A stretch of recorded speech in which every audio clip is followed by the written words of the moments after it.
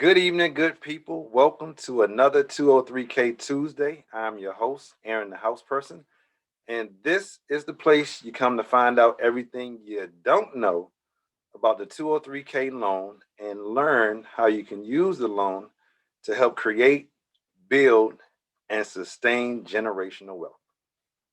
So, I'm tired, a little tired, y'all. I've been in Baltimore all day. I'm tired, tired. Why have I been in Baltimore? Great question. Thank you for asking. Um, Honestly, just handling some busyness for the most part, but also trying to identify some properties for clients who are looking to do a 203K. And um, for folks who are in the DC metropolitan area, you know firsthand that things are pretty expensive down this way. So sometimes you just got to go where your money takes you, and that's perfectly okay. All right. Um, you got to make it work for you. You yeah, you got to make it work for you. And if that means taking a 35-minute trip up to Baltimore to find a property that could change your financial trajectory, you take that trip. It's not that big of a deal. You've been up there for crabs, right? You've been up there for the harbor, the aquarium. You can go up there to change your financial trajectory. You can go up there to shift the finances and the legacy, right? Financial legacy that you will have and leave behind once we're gone, once you are out of here. So, yeah, I'm tired, y'all. Got back a little later than expected, and it is what it is, but that is perfectly okay. So tonight, I want to give y'all a little history. My teaching background. Not that I'm a teacher. I won't claim to be a teacher because teachers graduate college and get degrees and teaching certificates and more training and all that good stuff. But having spent 8.5 years in Prince George's County Schools, oh, PGMD, that's PG Maryland. Okay, Prince George's Maryland. But having spent like I said, 8.5 years in Prince George's County Schools, um, and really even before that, like teaching, educating, passing information, sharing knowledge, all that good stuff. That's just kind of in my makeup. That's just kind of who I am and what I love to do. So um, tonight, I'm going to give a little history. And sorry, I'm looking this way. I'm trying to make sure, the two laptop situation and making sure everything's projecting like it's supposed to. You know, I'm still working on my technology. Eh? I'm not a I'm not a wizard at that just yet. Maybe a few more episodes. We on 16 now, so maybe when I get up to like 20, I'll be a professional. Y'all pray for me. Okay, that's what I'm trying to do. Got it. All right, so let me share my screen. I'm gonna give you guys tonight. We're gonna talk a little history. It's gonna be kind of quick. I'm not gonna hold you. And then, excuse me, going to show where you can do a little research for yourself, no matter where you are in the country, no matter where you're looking in the country. So you can not even kind of, so you can assemble your team. Because remember, that starting lineup, that 203K starting lineup that I talked about a while ago, your realtor being that point guard who's facilitating everything between all your other team members, right? The shooting guard is your lender scoring you those funds so you can go ahead and get that house, that multifamily preferably, under contract. The small forward, the three position is your HUD consultant, your 203K consultant. That is the swing man, swing person, right? Because it may not be a male, but the swing man between your lender and your contractor. And they're looking out for your best interests, guiding you throughout the process. And then after the loan is closed, they switch more to the lender side, but still always looking out for your best interest. Um, 4, being that contractor, the power forward, the person in the paint, the old school power forward, the one getting it done, the contractor's doing the heavy lifting, swinging the hammer, right? Doing the excavations, just getting it done. And then 5 being the title company, that center, that person in the paint that's protecting the rim. They're making sure that your interest in that house is protected, making sure that you can buy it, not can buy it, but making sure you buy that property free and clear of all liens, debts, and encumbrances, and all that good stuff. Just that somebody can't come back later that's in the chain of title, right? That, maybe the chain was broken somewhere, but they're making sure that that's not the possibility, making sure somebody can't come back later and say, hey, what you doing in my house? You know. So yeah, that starting lineup, that is your team. You are the owner, the GM, and the coach. You got to put that team together, and you got to know where to look for these people in order to start the interviewing process and things of that nature. But let's talk a little history real quick first. Let me share my screen. Bam. Share. I'm getting good at that. Yeah. Okay, there we go. So FHA, right? FHA stands for Federal Housing Administration. What is the Federal Housing Administration? Federal Housing Administration, generally known as FHA, provides mortgage insurance on loans made by FHA-approved lenders throughout the United States and its territories. Remember that, that's important. FHA insures mortgages on single-family homes, multifamily properties, residential care facilities, and hospitals. It is one of the largest insurers of mortgages in the world. So people say, oh man, I'm about to give me an FHA loan. That's more of, I guess, like slang, for lack of a better term, right? Because FHA doesn't actually originate loans. They insure them. FHA mortgage insurance provides lenders with protection against losses if a property owner defaults on their mortgage, meaning the person stops paying to the point where the bank says, oh, look, well, we can't do nothing with this. And they start, they file a list pendants and start the foreclosure process. The lenders bear less risk because FHA will pay a claim to the lender for the unpaid principal balance of the defaulted mortgage. So they're going to pay them off. They're going to pay the bank off. So the bank can now use that money to go lend money to other people. Loans must meet certain requirements established by FHA to qualify for insurance. So that's true. FHA really doesn't have high standards, for lack of a better term, right? Someone who just had a bankruptcy, well, not just had one, but someone who had a bankruptcy can go get an FHA mortgage before they could actually qualify for a conventional mortgage because, again, their standards are a little more lax. FHA was created for people who basically to help just the home ownership process, to make it easier for people. So how is it funded? FHA is the only government agency that operates from its self-generated income. The mortgage insurance premiums it collects from the borrowers via lenders are used to operate the program. So when you purchase a home with the FHA loan, you got to pay an MIP, mortgage insurance premium. That's something that you got to pay up front, and well, you pay through the life of the loan as well unless you refinance. But you got to pay that, and those contributions that you make initially when you close and per month as a part of your mortgage, that goes to fund other people or more, insurance to cover other people.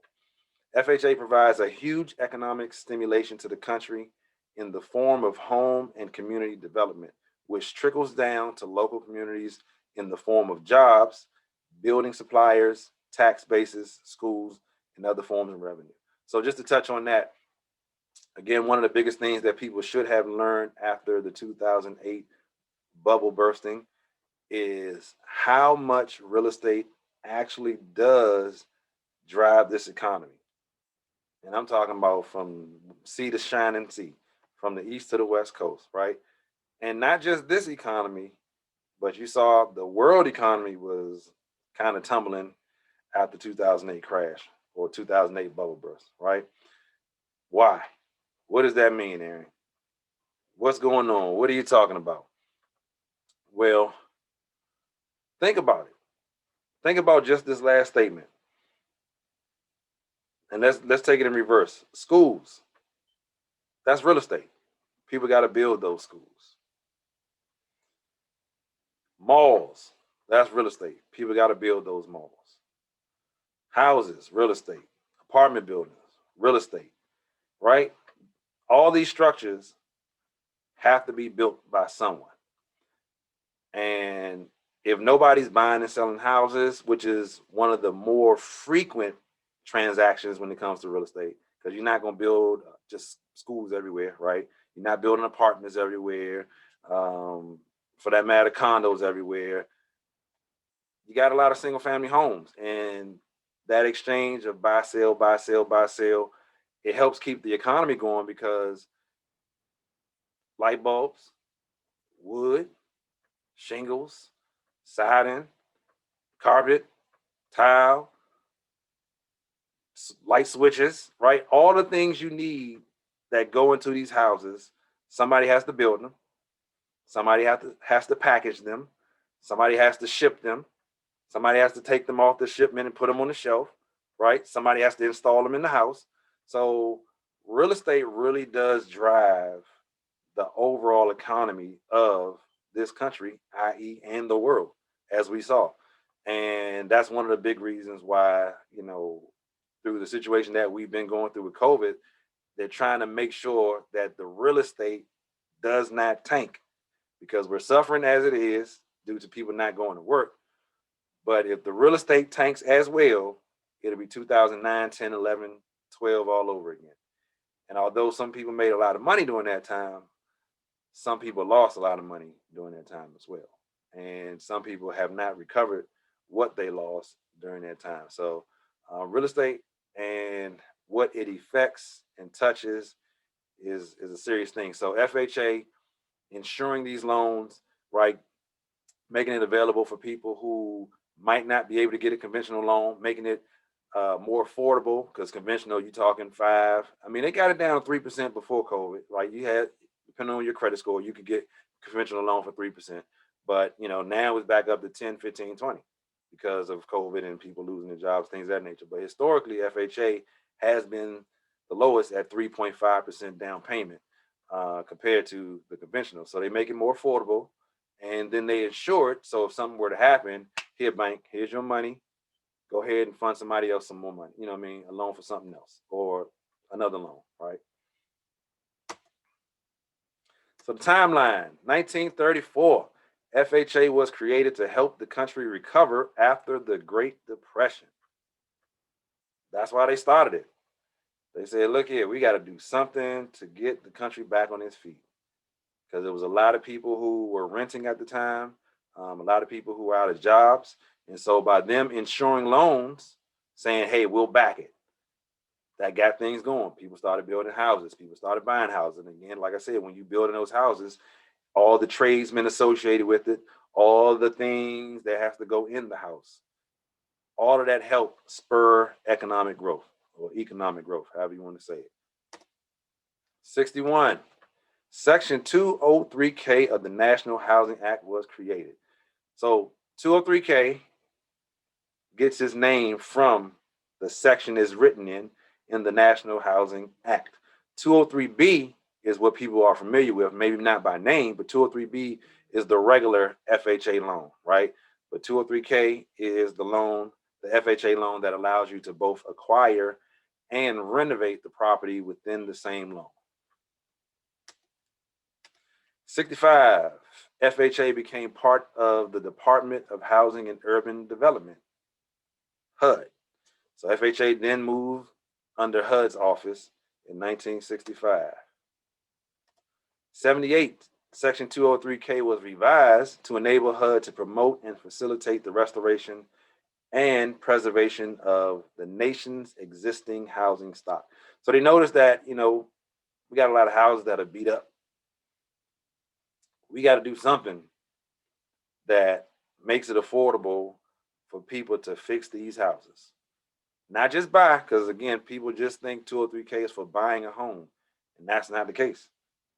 Not only the case, right? You can use the 203K loan to refinance and renovate your existing home right now, if you should choose to do so.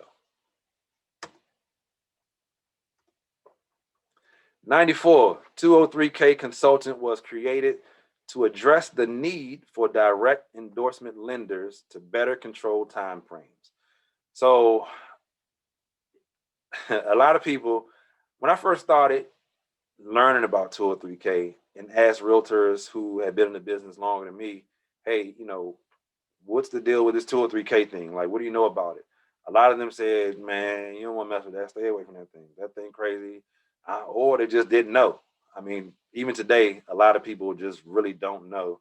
And you see the program's been around since 61, but used as it is now since 78. But people still don't know. And so, when I was asking folks, I think some of the ones who shunned me and kind of, shooed me away from the program was because it used to be a little dysfunctional. It used to be a little harder to navigate, and there's really no script, no how-to step book. I mean, step book, but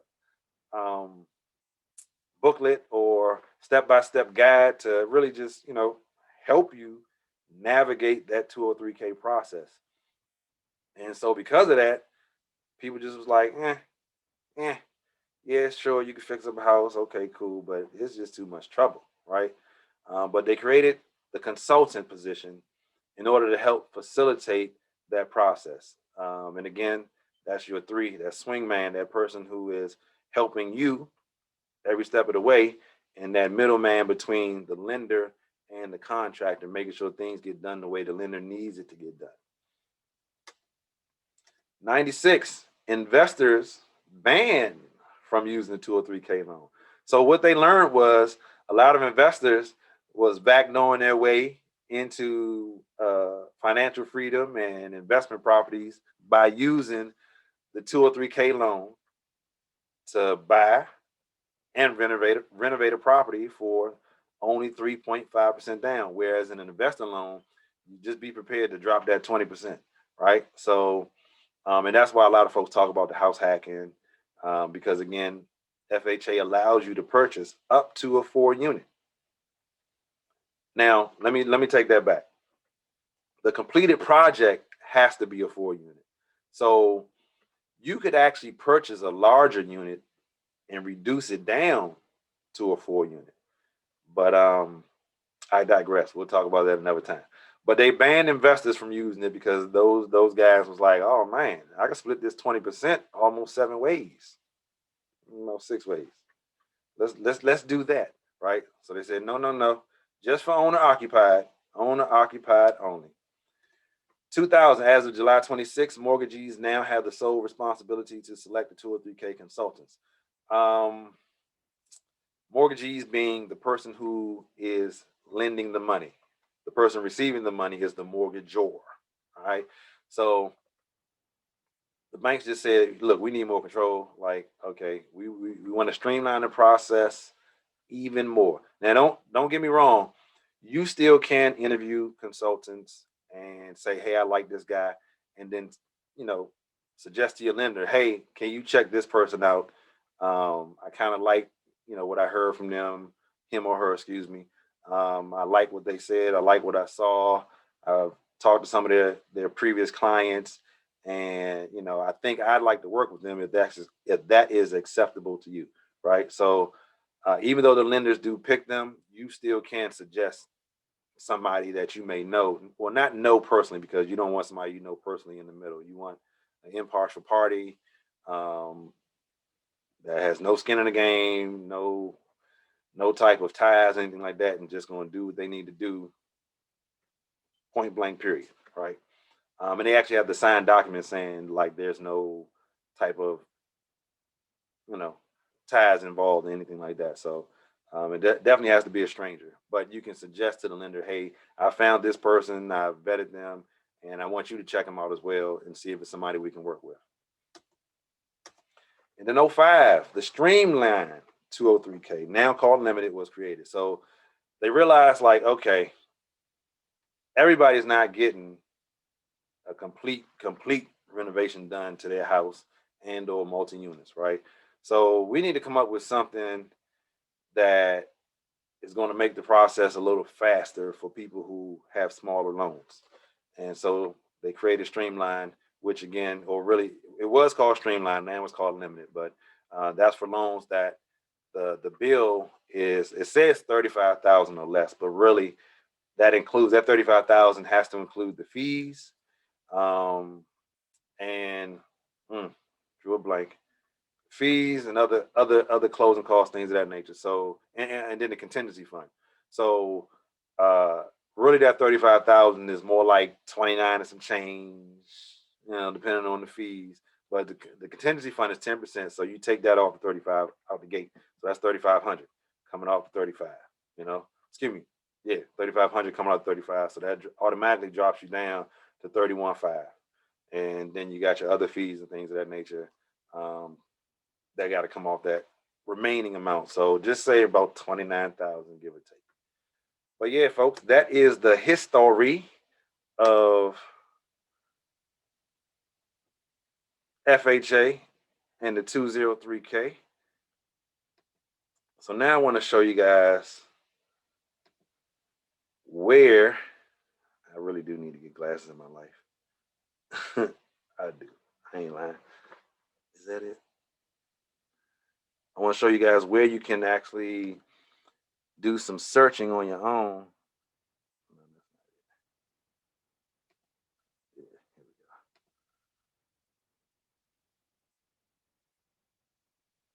we go. Okay, no, that's not it, but it'll be fine. All right, so for consultants, you really can just Google. So I'll just show you. I'm gonna do my bookmarks. HUD Consult. I don't know what he just did. Hold up, hit the wrong button. HUD Consultants. And you want to go to whatever says HUD.gov because that's official, like a referee whistle. Get that right there. And if you have someone in mind, you can search them by name. But if you do not, you can say, okay, let's see who's a HUD consultant in DC. And so it tells you right here, we got 12 folks who are HUD consultants in DC. We got Samuel, Herman, James, another James, Tori, Jason, Rayshawn, Stephen, Hans, Leroy, Leslie, and Dwayne. So again, just Google HUD Consultant and make sure when you do that, you click on the HUD link. So if I scroll down, you'll see some other links. You'll see some other links that aren't HUD. They're highlighted because I click on pretty much everything 203K. That's just what I do. But you'll see like some direct people whose website has maybe risen in the Google ranks, who advertising them being HUD consultants. But if you don't know anybody, you can just go right here. If you're looking out of state, again, just go right here and see who it is. And you got all 50 states and U.S. territories. Just for kicks and giggles, because my cousin was messing with me. I said something about Alaska the other day and how don't nobody want to live in Alaska. I'm going to check out Alaska. So you got 8 in Alaska. Troy, and let me clean that up. I've actually been to Alaska twice, in the winter and the summer. And both trips were actually very pleasant. The winter time, it was snow everywhere. It didn't snow while I was there. I was there about a month, but it was compacted snow everywhere, and it actually wasn't as cold as I thought it would be. But come to find out, I was there at a great time because they do have negative degree temperatures. Like, yeah, don't nobody want to live in no Alaska. Stop playing. It's like, nah, I got a cousin up there. Hey, cuz. Um, and I've been there during the springtime or the summertime as well. This summer is kind of similar to one of our springs, but just with a ton of mosquitoes. That was ridiculous, but it was really nice. If you could deal with the sun being up for like 21 hours a day, that part was a little crazy. First night there, it was like 10:30, but I didn't know because I wasn't looking at the clock. I was like, man, why 10:30? Bright as mud. But I digress. So you got 8 folks in Alaska. So you can pretty much, like I say, just search all 50 states and territories. All right, so that's for your consultants. Again, that swing man, that number 3 on your list. Let's go back to Google. Now for your lenders, right? You could try, let's see. I'm gonna try this, see the word.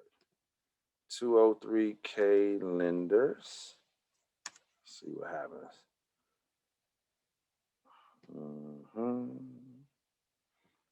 Boom. So you got lender list. Let me see if this is the one I'm looking for though.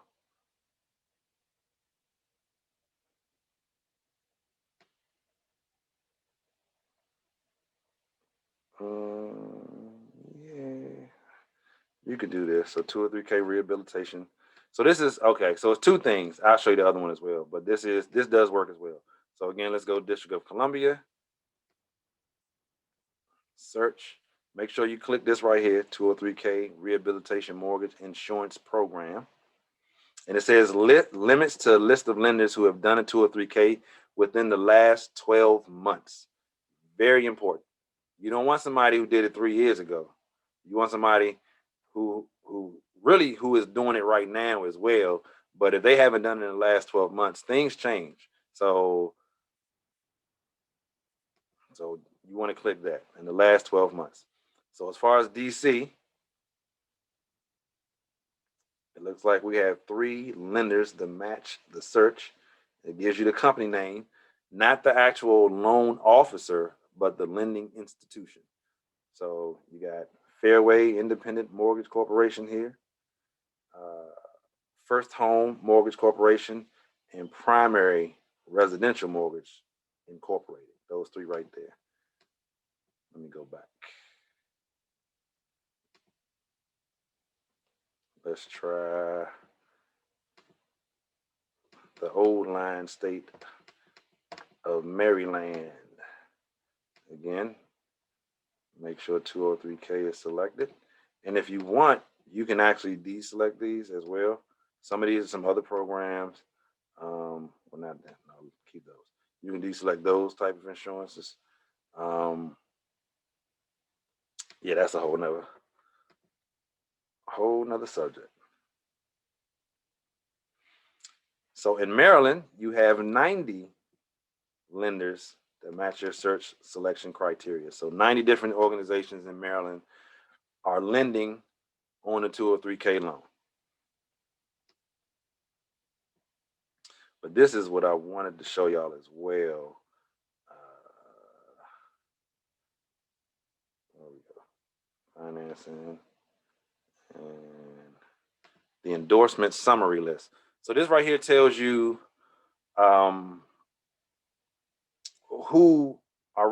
what lenders are really putting out high volume. So for instance, we have Maryland, right?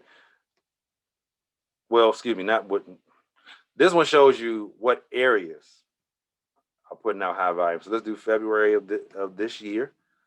HUD has 4 home ownership centers, HOCs, home ownership centers. And those, so see right here, Philadelphia, each home ownership center is responsible for, has a rack of field offices. So these are all the field offices that fall underneath Philadelphia's home ownership center. And so on this side, it tells you what they've done for the month, and then this side tells you, okay, get your click together. This side tells you what they've done for the year. So left side the month, right side for the year. And as you see, Baltimore has 108 Ks done there.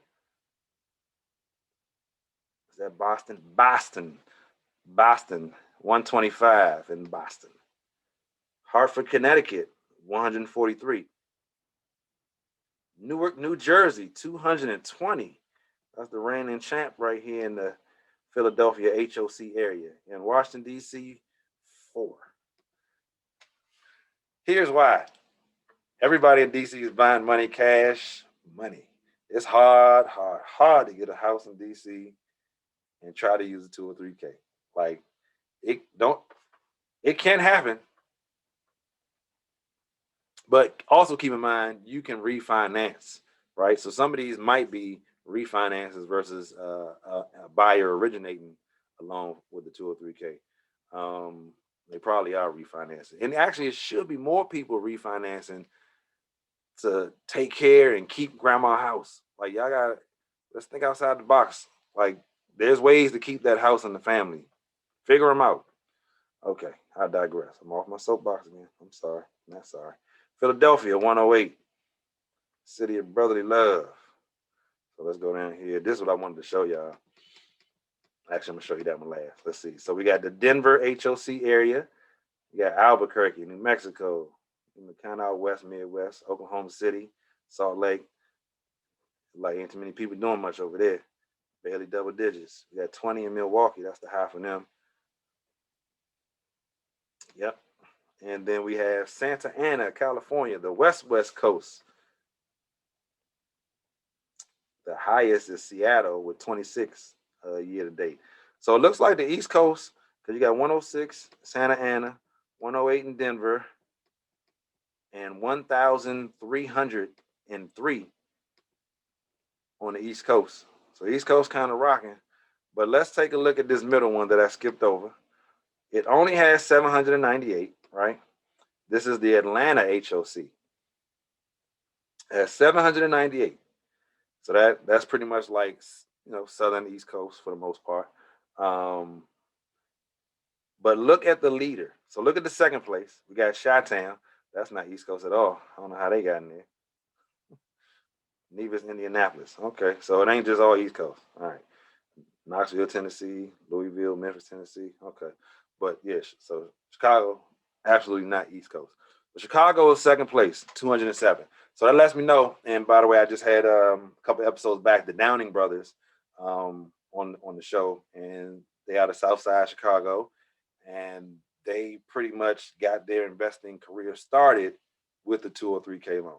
So Chicago, 207. But look just above Chicago, which is the highest number on this entire list.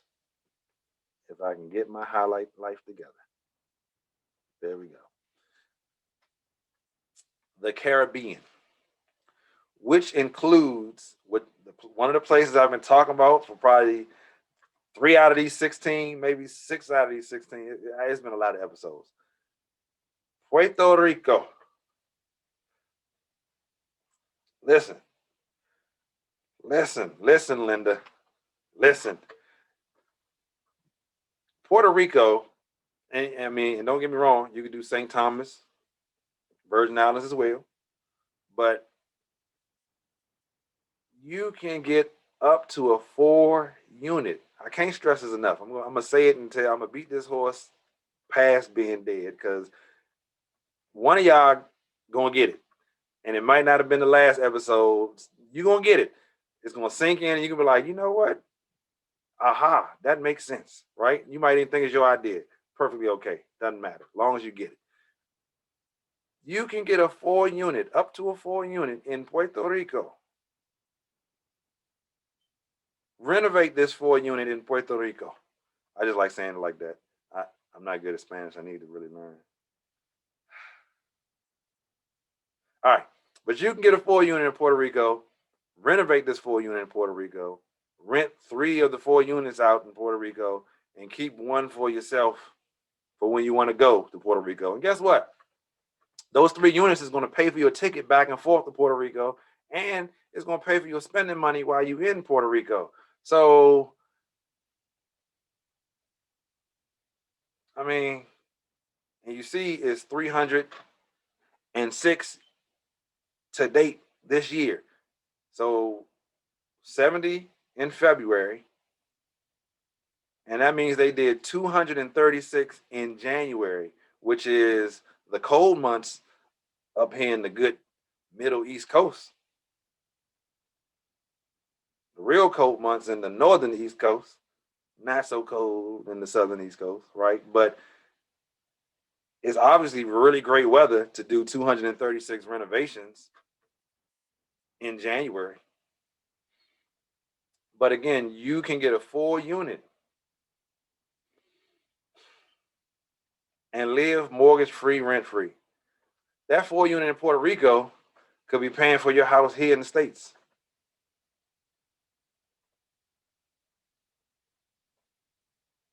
I mean, just something to think about. Or maybe you just want to leave and go live in Puerto Rico. Maybe you don't. You got options. That's my point. You got options. Please take advantage of the options. That's all I'm saying, folks. That is all I'm saying. So, all right, we talked about lenders, how to find lenders, how to find a consultant. Don't get the glare. It's like a mirror. You got to do it backwards. So, I am the program director of the 203K Done Your Way program, where our mission is to economically rehabilitate the community one house at a time. That's what we do. Got a nice little brochure here talking about what we do, right? So you got the demo state, the design. Can you see it? That light is, oh, there you go. There you go. So design, demo, and delivery. So you design the kitchen, you knock it down, whatever's there, and then you deliver the finished product. I'm here to help y'all. I'm here to help. If you got a question, this light is killing me. No way. Okay. See that? 844 yes. 203K. You saying yes, I want a 203K. 844 yes. 203K. Any questions you have 203K related, call me. Even if you like in the middle of a 203K right now, you just need a second opinion. I'm okay with that. Just call me. Third opinion, call me. Fourth opinion, call me. If it's 203K related, call me. Because this is, again, in my opinion, one of, if not the, no, I take it back. In my opinion, this is the best loan program out there. Flat out, point blank, period. Not one of. It is the best loan product out there. Excuse me, mortgage insurance product out there. Flat out, uncontested. You're putting down 3.5% of the sales price. So if it's 100,000, or in this particular case, the after repair value. So if it's 100,000, 3,500. If it's 200,000, 7,000. If it's 300,000, 95. So forth and so on. Guess what? It don't have to be your money. It can come from a gift. It can come from a relative. It can come from a nonprofit program. They can pay your down payment. They can pay that 3.5% for you. Best loan product out there. Guess what else? They're going to give you a loan before conventional if you had a bankruptcy. I mean, there is a period that you have to wait, but they're going to give you a loan before conventional will give you a loan. Their credit score requirements aren't as high. Really, FHA credit score, it's like 500. No, there is no credit score. But the lenders put what's called a lender overlay on top of the FHA requirements. So the FHA's are like, look, give me a loan, we'll insure it. Lender's like, wait a minute, hold on. We gotta have some type of minimum threshold here, sir. Okay, Mr. Sam, Uncle, whatever you want me to call you, right? So the lenders say you got to have this score in order for us to originate your loan, which is why you'll see varying things depending on which lender you talk to. Why one lender will say 640, another one will like, we can do it for 580. They like, we'll lower our standards. Now, you don't want to deal with nothing under 620 for real, because you're gonna have to find a hoop to jump through. You're gonna have to give a whole lot of. It's gonna be some splaining to do, like Lucy said, like Ricky said to Lucy. You got some splaining to do. You might not want to do all that. So get you a 620. You should be cool in the game. But best loan product out here, man. Best. Now, as I talked about earlier, the teaching and the educating being kind of my core. I am in the final stages of an e-course. It's going to be a 203K e-course. So I am going to package how you can get a 203K in whatever state you're in and go through that process from start to finish. How to interview the consultant, where to find them. I just showed you where to find them, but where to find the consultants, how to interview those consultants, where to find your lenders, how to interview those lenders, where to find your contractors, how to interview those contractors, right? We're going to go through step by step. This is what you do. Each step along the way. This is what you should expect each step along the way. This is who will be doing this and that and the other each step along the way. And it's going to be a nice finished product, packaged well for you guys, that you can take those lessons and trainings at your leisure.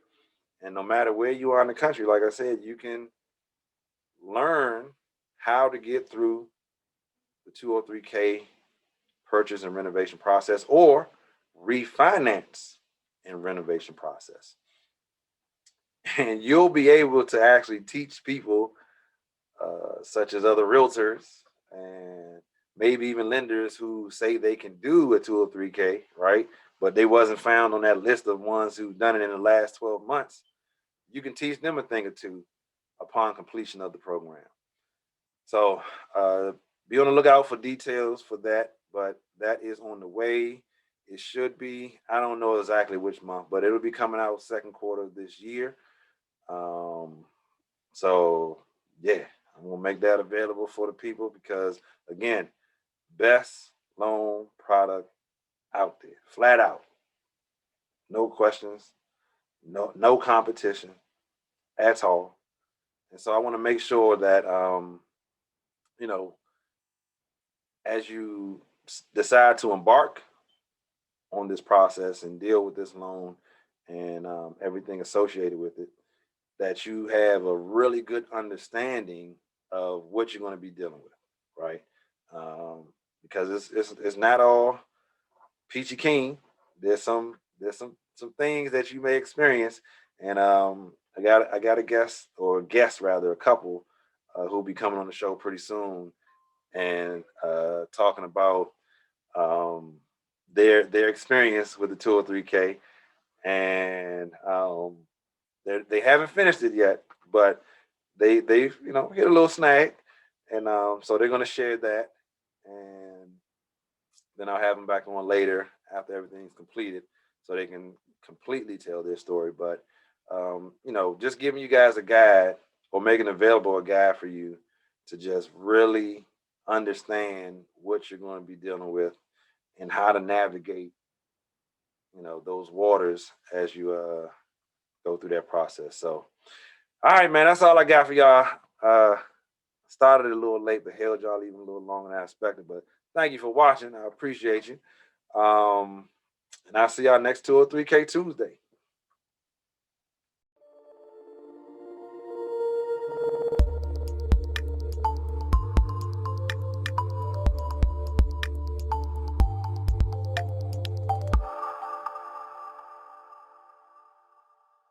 Be sure to like, subscribe, share, and ring that bell. Thanks for watching.